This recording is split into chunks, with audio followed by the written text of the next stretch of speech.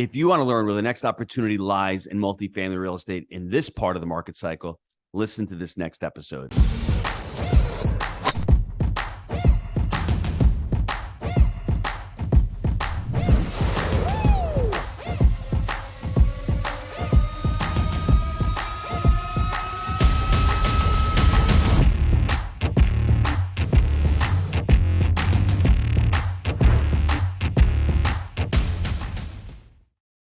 Hello, everybody. It's Jake Stenzia, host Jake and Gino podcast with my co-host, the multifamily mentor, the coach, chef, father, six, the best-selling author, the Daddy, Gino Barber. Gino, how's it going? Mr. Stenziano, I'm doing good. Ask me why I'm doing good, Jake. Because you're late, and you're probably doing something fun and not, doing your job. That's the first thing. Yes, I was late, number one, but I did not spend 9 hours this weekend on my house, working on my house. So I feel really good not doing that. And for all the listeners out there, rent. Don't buy. Go out and rent an apartment. Self-serving proposition. All right, gang. Today we're honored to have the principal of Origins Investments and a regular expert contributor to Forbes, Entrepreneur, and HuffPost. His team manages more than 5,000 multifamily units in 11 cities across 8 states and has never produced a realized loss for any of their investment partners, period. So without further ado, Michael Episcope, welcome to the show. Thanks for having me, Jake. And just so the listeners know, that comment that Gino made was directed at me. I spent 9 hours on Saturday fixing my front door because we were talking about how hard it is to get labor.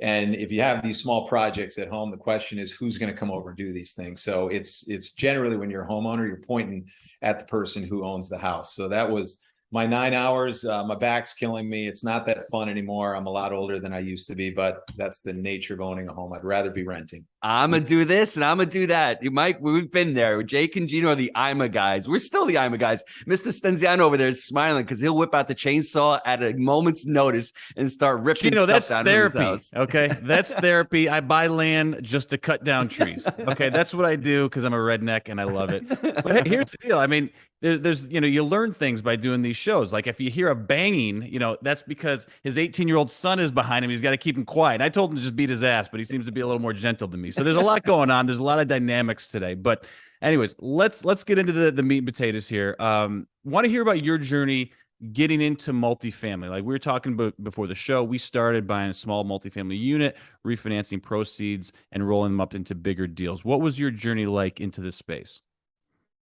Well, I'll take you way back. So my journey really started when I was probably about 12, 13 years old. My grandfather was in multifamily real estate, bought some really tough projects, West Side in the 1970s, when you can buy things on, just basically buy the delinquent He's tax. saying Chicago, folks.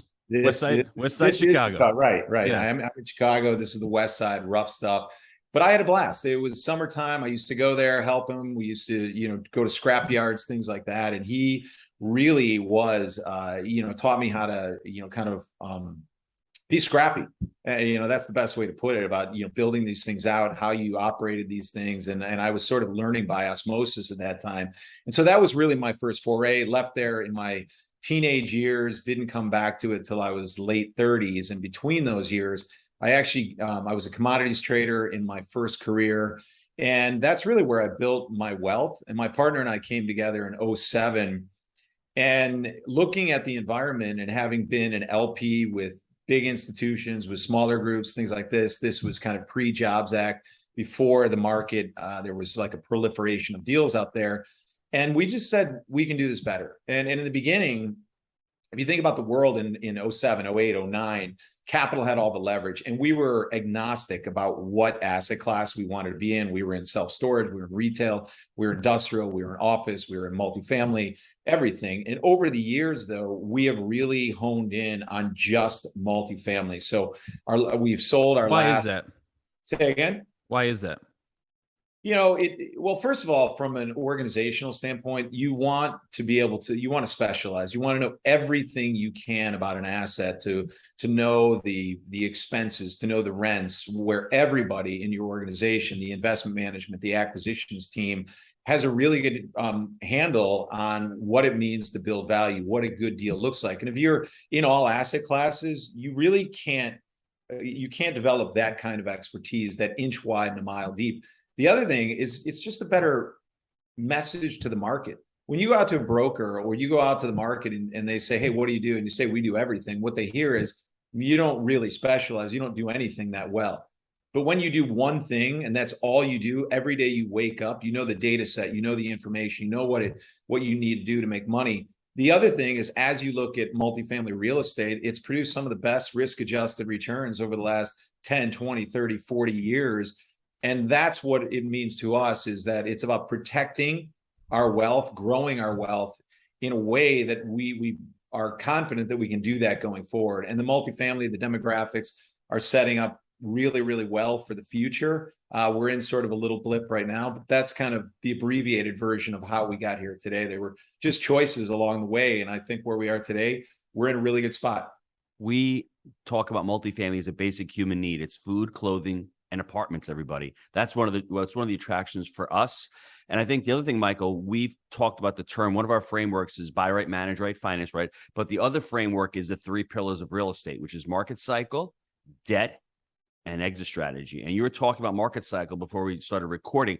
Talk about the market cycle, how it's shifted over the last 6 months. I mean, and you haven't bought a deal in the last couple of years. And Jake and I have been very selective. Why buy these assets that are in the C space when we can buy newer assets? Our buy right criteria has really shifted over the last, I guess 6 months to a year. Can you talk about the market cycle a little bit? Yeah, I mean, so real estate, a lot of it is governed by replacement costs. And about 3 years ago, we saw this dynamic setting up where our team was bringing us a lot of value add deals and looking at replacement costs. You're always comparing the two together. And when you see a deal that comes in 10 years old at 270,000 a unit, and you have to put 20,000 into it, and then you have to sell it at a profit, and you're looking at an exit price of 350, 360, 360,000 per unit, and you can build new for 320, you're scratching your head going, why would I buy something that's 10 years old today that's going to be 15 years old when I sell it, when I could build new for less? And so that dynamic was setting up at that time, kind of that 2018, 19. And so we build, buy, and lend in multifamily. We haven't bought anything in over 3 years. That equation has only gotten worse since COVID. And we sold a deal in Denver. Last deal we sold, 410,000 a unit. We built that for 220,000 a unit. That was sort of pre-COVID pricing. Today we can build that deal for 290. And if you know, I mean, this is in the airport area of Denver, Colorado. There's no barriers to entry, and you just scratch your head. And we talked about this too. When it comes to investing, basis is everything. So how do you protect your basis in real estate? And so for us, it's been a barbell strategy. We're either lending, protecting ourselves through the capital structure, or we're building, but we haven't bought anything in years. The market cycle right now, we've seen a huge adjustment in the capital markets. The interest rate movement has probably been, put a number on it, a 3 standard deviation. A year ago, we were sitting here, we were at 1.5%. It's kind of, crazy. I don't think anybody really forecasted what the long-term rates were going to do. So financing today is about 5.5% for institutional multifamily, and it's really created havoc in the markets. There's a huge bid offer. There's no transaction volume. People don't know where cap rates are. They don't know where values are today.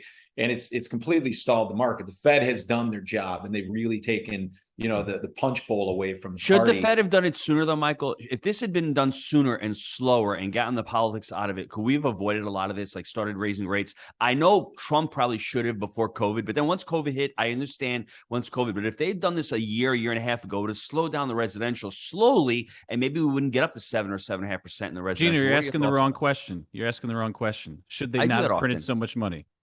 Well, yeah. And look, we can play armchair quarterback all we Yes. want. The Fed almost always gets it wrong. They're either too early, too late, but generally they're too late in these things. But candidly, I agree with Jake. These programs, they kept putting more and more money out after it was obvious that the economy was getting back on track. They didn't need the last $2, $3, $4 trillion to do this. And that is really what's caused this. But we need student loan bailout. We need more. We need more. Give us more money. But, okay, so Courts have my, something to say about that. My point, though, is that's going to happen. We can't stop that. The Fed could raise rates sooner. I mean, like the government printing money, that's something that's going to be inevitably going to happen. If they cannot get out of their own way. They cannot help themselves. That's what I'm saying. So that's something we have to just take take it for granted. That's happening. But they could have started raising rates a lot sooner, and the home prices here would have slowed down. Things would have slowed down. And if everyone understands economics, when rates rise, there's always a recession. I think we've been in a recession for the last year. Two quarters of negative GDP. That's given. It's just that this one has a little funny twist to it, that there's still jobs, which is really weird. The demand and the supply chain has screwed things up. But if they'd slowed things down, they could have tamped down the demand. The supply chain could have caught up. We could now probably be on the downside of like lowering rates and then all of a sudden coming out of the recession. That was just my point. I don't know what your thoughts were. We like the ride, Gino. I'll say, look, you can't do anything. The only thing the Fed can do is look at the data and the information that they have at hand, and it's more than likely they're going to raise rates in November. But we're all sitting here, and we know that what they've done has worked. It's pencils down for almost everybody right now in the multifamily real estate. I actually don't think that they need to continue to raise rates right now. How long does it take until it hits the the end user and the economy? I think that's the thing that is confusing. Is it 6 months? Is it 9 months? Is it 12 months? The stuff is working, to your point, but as it actually trickle through the entire economy and feel the full impact, I think is a little bit of a wild card. I'm sure that somebody has a better answer than I do, but I think that's the real question: is how long does it take once you raise the rates to really feel it, and as it actually trickles down through the economy? Well, I think as it pertains to real estate, some is immediate. Yeah, and then others, in the real estate market right now, we've already seen the public markets reprice. Those always reprice the fastest. Real estate, private real estate, usually lags the public markets by 6 to 18 months. And that's what we've seen. But we've only seen the blow up in the capital market side, the financing cost things, cap rates, things of that nature. The next shoe to drop is really on the operational side. And if the Fed does their job and they create a recession, which looks like this is going to happen, we're going to see an uptick in jobless claims. We're going to see an uptick in unemployment. And what that's going to lead to are lower rents. And by all means, we're most likely going to give some of these rents back, not all of them. We've had this mass migration shift to the South. That's not going to stop. I think the next wave is going to be coming. Over the next 5 years, the market looks great. We still have a massive housing shortage here in the United States. And I will say this, that never in the history of the Fed, when we've gone into a recession, has the 10-year not declined by 150 basis points. So if you look at the 10-year where it is today at 4.2, 4.3%, if you apply that rule, chances are in a year that 10-year note should be around 3.8, 2024. Around there.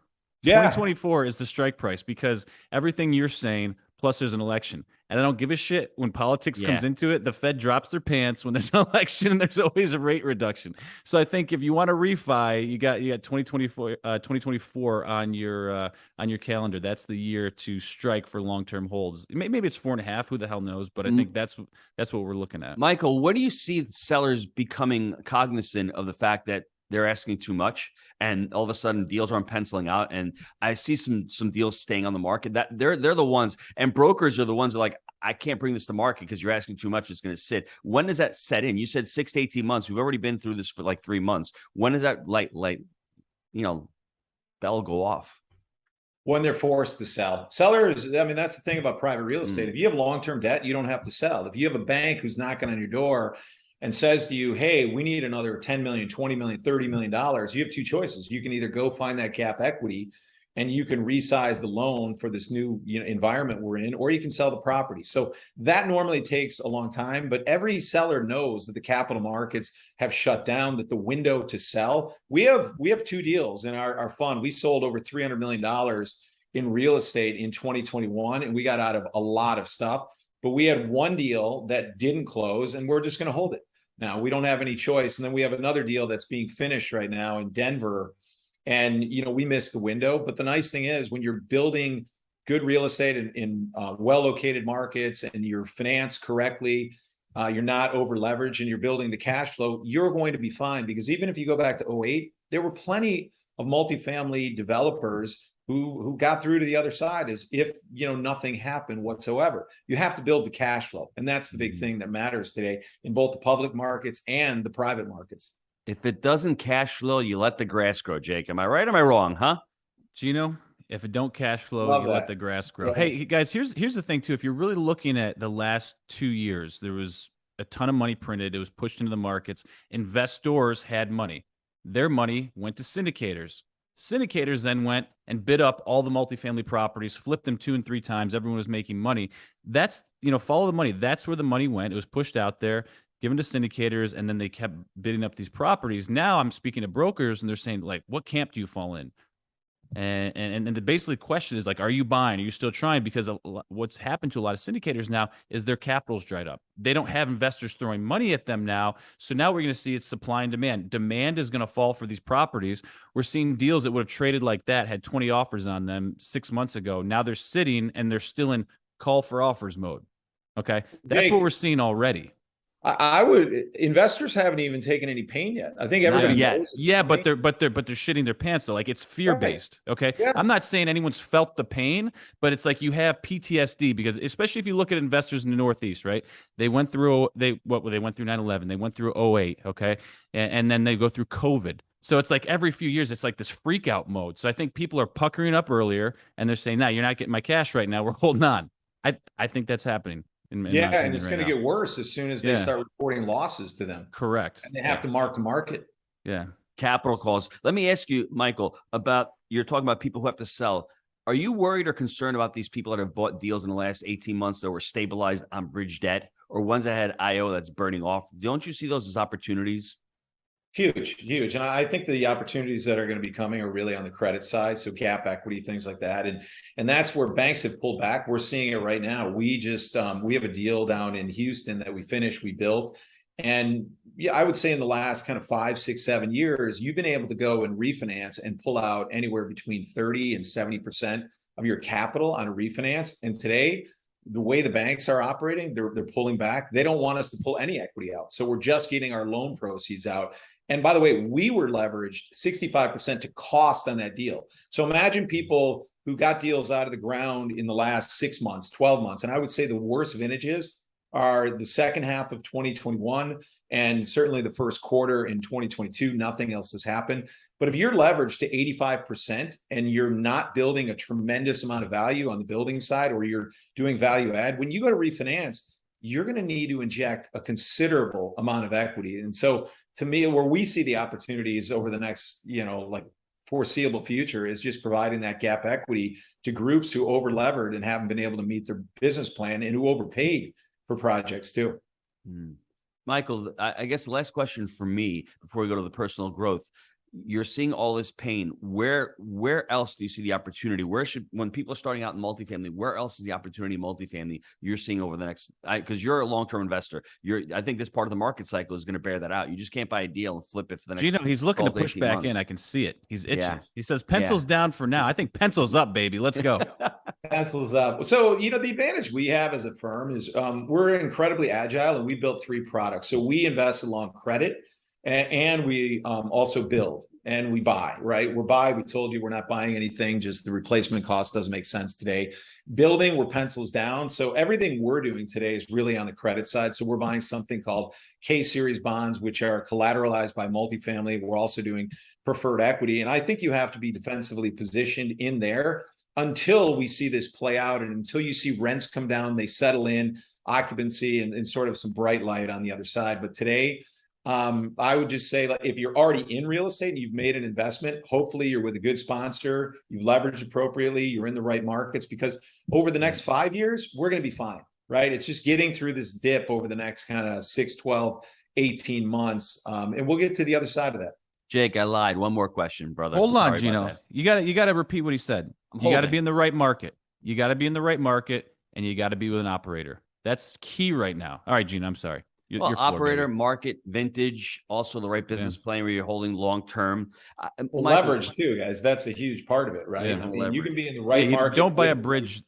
Sponsor. If you're at 85%, your equity is probably gone right now, because the markets are easily down across the board 15% on a gross level. So if you've only put 15% in, guess what? Goodbye. He just said buy right, manage right, and finance right. Yeah. Basically. Michael, can you just discuss the difference between 08 and what's going on right now in this? Because you said before, I think we started recording, this is not 08. This is something a little bit different. We're going to get a dip, but 08 is completely different than what's going on right now.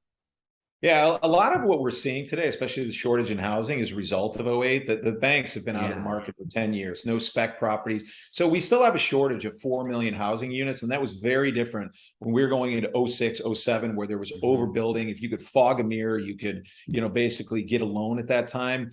The capital markets for the last 10 years have been behaving normally. The banks have been lending. They actually did put in really good regulation. So this is, to me, this is more like 2001, where we had a tech wreck in 2001. Everything got caught up into it. You had short-term interest rates go to 8%. This is not a real estate-led recession with over leverage. You're going to have some pain in it in every sector, and we've seen that in the public market, especially. But this is just a normal cycle, and every good operator should be able to get through to the other side and continue to do deals, in 24 and beyond. Michael, aren't you happy though that this is happening right now? This is normal. And I think for people out there saying, we get a lot of students saying, hey, I didn't want to start in 18 and 19 because the market's really hot. Now they look at it and go, I can't get into real estate now because it's about to crater. You're only ready when you're ready. It's never the right time. If you're an operator and you're an investor, you can make money when the market's going up and you can make money when the market's going down. And you really need to look at this as an entrepreneurial venture. You're a business person. You're creating an enterprise. You have systems. And I think people lose sight of that as real estate. That's what we love about multifamily. We're creating multifamily entrepreneurs, not just by buying one or two assets and being landlords, but actually asset managing it and operating these assets as well. Yeah, I'll tell you your first question. Am I happy about this? It's hard to be happy about. I'm sorry. I didn't mean to be. I didn't mean you're jumping up and down and going, yeah. I just mean is it? No, bullshit. Gino's happy. He wants to get some meat. Gino wants to eat right now. He wants to buy some deals. That's what he's happy about. Yes, I'm happy about a balance coming back into the market, and we have seen that sponsors and contractors and builders they have had so much leverage over the last 4 years that they have been naming their price. And right now, with all of these, not to mention employees, let's be clear. It's like everybody is just beating down the business. Yeah. It's so different. So I am happy that there will be a balance back into the market and that there's a normal cycle. I'll tell you, I wasn't that excited. Like, we did really well in the last couple of years, but the fact that we've had 5 years of growth brought forward and we're in these unprecedented volatile times, I don't love this. And we're going to see this roller coaster ride for the next 2, 3, 4 years through supply chain disruptions. There's price discovery in interest rates. We've got what's going on in the job market right now. And so you have just a tremendous amount of volatility. This isn't going to work itself out in the next 2 or 3 years. And I think this is going to be the hangover from COVID, just as the hangover from '08 was this housing shortage. That's the key, though, because even let's just take used cars for an example. And Gino's sick of me talking about used cars, but ultimately what's going to happen is you're seeing them sit longer now. Okay. And then you're going to see supply next year start to come back stronger, and you're seeing higher interest rates. So this is going to help normalize and level out the economy, because getting a used car, you couldn't get a new car last year, first of all. So you had to buy used and you're paying way over. So it's very frustrating. But now with higher rates, higher costs, the supply coming back, I think it normalizes some of these sectors like the used car market. Hey, Jake, I lied again. Another question I got to ask Michael. Hold on. He was going to say something. Well, Jake, I want to, because that's a good analogy. I just bought a new car for my son, and you're looking, and because Dude, what are you doing? The guy's sleeping till noon. You're just buying him a car. My other son, okay, good. All right. Hopefully he's working, right? But the thing, like, I couldn't pull the trigger on a used car because I'm like, how can I buy a 3-year-old car for almost the same price as a brand new car? That, you're right, that'll work itself out. And guess what? The used car market is going to crash. And I would say I think it's going to implode. I think, I really do. Yeah. We have been seeing 20-year-old product trade above replacement cost in real estate. And guess what? When new supply comes online and these things work itself out, if you are caught in 15, 20, 25-year-old product that's anywhere near replacement cost, that will come into balance as well. And you want to be in that new product, those blue chips today, and just steer away from that older vintage product, unless you bought it right, really far below replacement cost. But that's what I see happening in the next, kind of 2 to 3 years as well, is those fundamentals coming back into line too. Jake, one more question, just one more. Can I throw one more at him? Yeah, man. Okay, one more. And you said you're a commodities trader. We in the U.S., we're living in a little bit in a bubble. What do you think about energy prices affecting Europe? I mean, like, Europe, I think, is going to get crushed. And I think in the Northeast, where my friends are paying $5 for a gallon of heating oil, I mean, for the average person, that's going to wipe out everything for them as well. I mean, I think the energy, I mean, you're seeing manufacturing plants in Europe Is it really that shutting much? down. Dude, it's $5 a $5? gallon. And you're talking heating oil. For my house, it cost me like $1,500 a month to heat my house in New York. It's and Gino a joke. keeps it at like 66 too. Dude, I'm running around. No, the kids are running around. Nah, 672. The kids are running around half naked too in my house. Right. Yeah. No, it's like 67. I got the parkas on, bro. You know, you feel me. You know what I'm saying? But it's insane. Like, let's talk about energy. I mean, the reality of what they've done with the energy policy is going to really disrupt Europe as well. And I think that's going to be a major, I guess, linchpin for recession as well. Yeah, you're getting out a little bit outside of my expertise. I don't study Europe a lot. I will tell you that Germany is in a real conundrum right now, because if you go back, you understand the history of World War II, what happened there, and then they signed this deal with Putin 25 years ago, and Putin knew that he had them once they were dependent on that Russian oil, and here they are buying Russian oil to fuel this war against Ukraine. I mean, they can't sleep at night right now, and that whole thing is terrible. But yes, they're stuck. Yeah, they're stuck. Exactly. Because they signed the deal with the devil, and they were actually in the process of signing another deal with the devil. And who there ever thought about the national security? I mean, it's kind of silly when you look at the whole thing, trusting a guy like that. Energy is a huge problem everywhere. Here in the United States too. I mean, we're looking, I don't even know where, oil is today. But hopefully this will, if we get a recession, we don't know where these things go. It's anybody's guess from here. I know that OPEC just cut production by 2%. Doesn't sound like a lot. But energy, it always seems to go in the direction that it hurts the most people. Mm-hmm. And I do think that's a huge component to everything as well, because if there's cheap energy, that helps to reduce inflation, right? That's going to bring the cost down everything. So when the energy goes up, it makes inflation that much worse. So, All right, guys, let's take a quick time out here from our sponsor.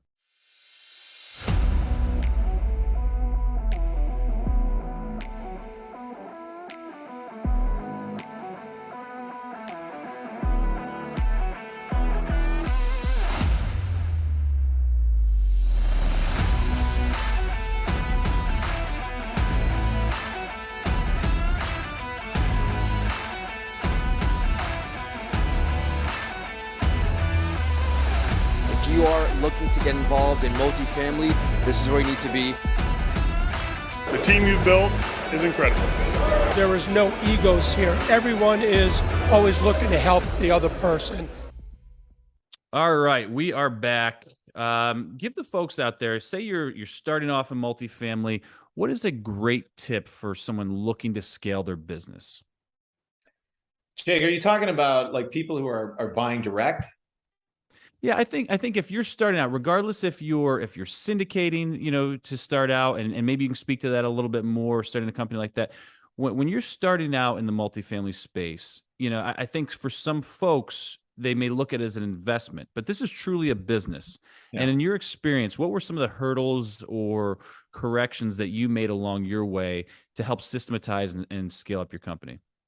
Yeah, the two best piece of it, I can tell you that you have to be obsessed with two things. Number one, returns, and the other is client service. And we talk about that internally. And you can't have one without the other. So if you produce great returns, but you're a black box, people will not give you more money. If you produce, if you're reporting, but your returns are awful, same thing. You can actually have average returns, but provide great client service and communication and do very well. I would just say that when you're starting out, you have to bring people deals that are practically bulletproof, because that is really going to set you up for success. And that's kind of what we did when we look back 15 years ago. We were buying debt from banks, we were buying deals. And at the time, we could have capitalized those with our own money. But we said, look, what do we want to be when we grow up? Let's bring this deal out and create this network of investors. And you just have to show them a great experience from day one and prove what you can do for them, because you want to get beyond your network. And the best thing you can have is people telling their friends about how great you are.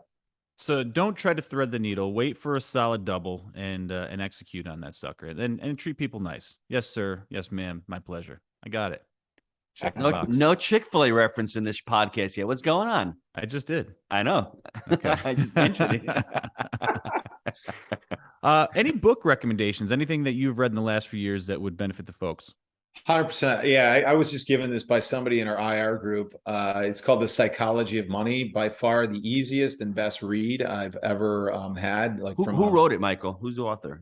That's a really good question. I can't tell you, but there's only it might have been Zweig, the reporter. But it's a really good book, and it basically talks about. I mean, I can give you the 2 cents. Tell me the psychology of money. I want to know. Well, it comes down to this, that it's not about what you know, but how you behave, right? Those are the people who make the most money. And I didn't know this was an interesting fact, but Warren Buffett and Charlie Munger, they had a third partner. This goes back to the 1970s, and somebody asked him about his third partner, and Charlie, so eloquently as he puts it, he said, look, Warren and I knew that we were going to be wealthy, right? But it would take time. And our other partner was impatient. So in the 1970s, he decided, with all his wisdom, to leverage his stock in Berkshire Hathaway. And ultimately he got called because it was a period of, 4 or 5 standard deviations. The market just kept going down, and Charlie and Warren bought him out because he had to sell. And 98% of their wealth came after the age of 65, because they just kept making good bets and letting it compound in the money. And that was really interesting. And there were other stories in it about, how is it the janitor who doesn't have any education can actually outperform the individual who's got an MIT education? And they go through stories like this that are great. And one of them that I really loved was, look, the other thing you got to do is don't cross those lines. And they gave countless examples of people who are really smart, made a lot of wealth, who became greedy, who ultimately ended up in jail as a result, because they just wanted more and more and more. And so the book has all these great anecdotes, these stories. It's broken up into chapters that are, 6 pages each, and every chapter is, something you can learn about. And I highly recommend that. Michael, do they talk in The Psychology of Money how people are more afraid of losing money than actually trying to make money? Their fear is, if they rather fear of losing that $1 is stronger than actually gaining $5. Do they talk about that in that book? 100%, but it's all, the whole book is about fear and greed. And it's like, why do wealthy people, this was a really good quote. Why do people bet what they need and I don't even know, like what they need and have for what they don't have and don't need, right? And so we all know people who said those awful words, I used to be rich. And you look at that, but that's what it comes down to, right? They were very comfortable. They had the money, and yet they wanted more and more and more. And they risked what they have, they built and need for their lifestyle for something that they didn't really. They wanted the yacht, they wanted the private planes, they wanted this. And guess what? They're now in the poorhouse. And that book, I think, is a must read for everybody. I've given it to my kids. Gino, don't lose money. Rule number 1. Rule number 1. Don't lose money, man.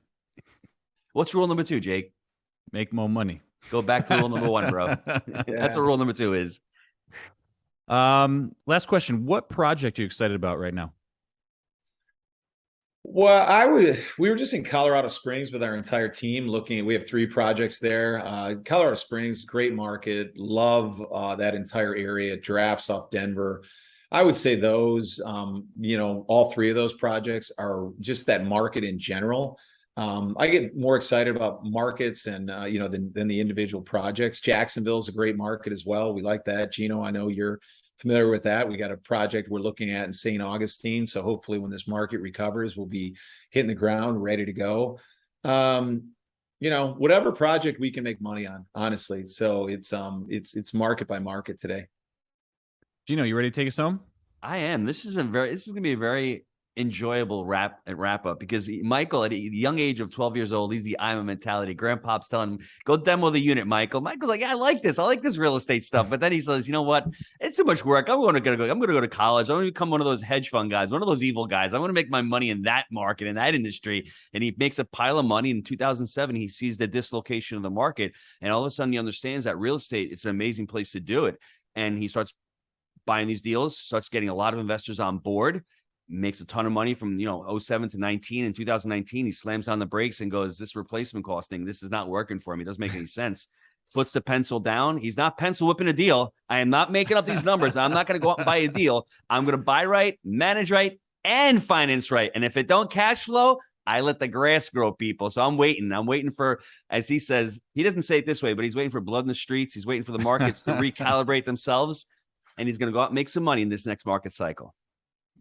I think that's spot on. Michael, what's the best way for folks to get a hold of you?